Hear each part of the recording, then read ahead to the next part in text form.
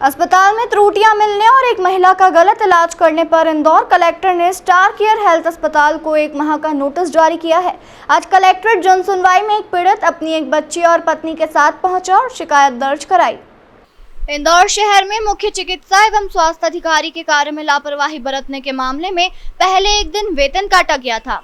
इसके बाद collector office के निर्देश पर जांच पूरी हुई। जांच पूरी होने पर स्टार केयर हेल्थ अस्पताल को 1 महीने का नोटिस जारी किया गया है।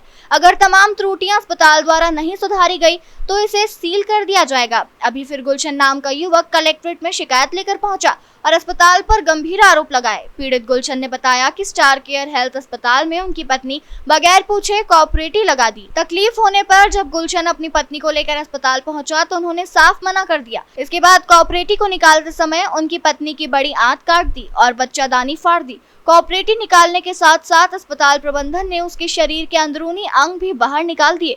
इसी शिकायत को लेकर पीड़ित गुलशन कलेक्ट्रेट पहुंचे थे। मामले में कलेक्टर आशीष सिंह ने बताया कि पूर्व में की गई जांच में स्टार केयर हेल्थ अस्पताल दोषी पाया गया है।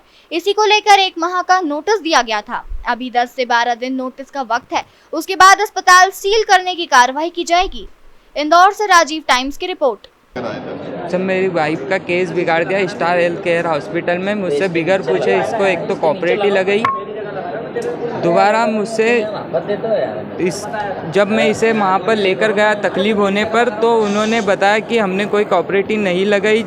उसके पश्चात उन्होंने उस कॉपरेटिव को निकालते समय इसकी बड़ी आंत काट दी, बच्चादानी फाड़ दी, जिसकी मेरे पास ऑडियो कॉलिंग रिकॉर्डिंग है, जिसमें उसने मुझे ये बोला है कि मुझसे ये सब कुछ हुआ है। पहले वो मुझे इंग्लिश में बता रही थी कि ऐसा ऐसा हुआ। फिर मैंने उनसे पूछा कि मुझे कुछ समझ में नहीं आ रहा, आप मेरे को रियल तरीके से बताओ। तो उन्होंने बोला जिस तरह पेड़ से फल को तोड़ते तो कभी कभी एकड़ी के साथ डगाल भी आ जाती, इस प्रकार इसकी कॉपरेटिव निकालते समय जो भी अंदर का पार्ट्स होते वो उसके साथ बाहर खिंचा गए। अभी मैं कलेक्टर साहब के पास इसी की शिकायत के लिए पूछने आया था कि क्या जांच चल रही, जिस पर कलेक्टर साहब ने यह बोला है कि इसमें उन्हें 1 महीने का समय दिया था जवाब पेश करने के लिए, जो कि अभी तक उनके द्वारा कुछ नहीं हुआ है। अभी 10 दिन के अंदर अगर कुछ नहीं होता है तो उनका हॉस्पिटल सील किया जाएगा।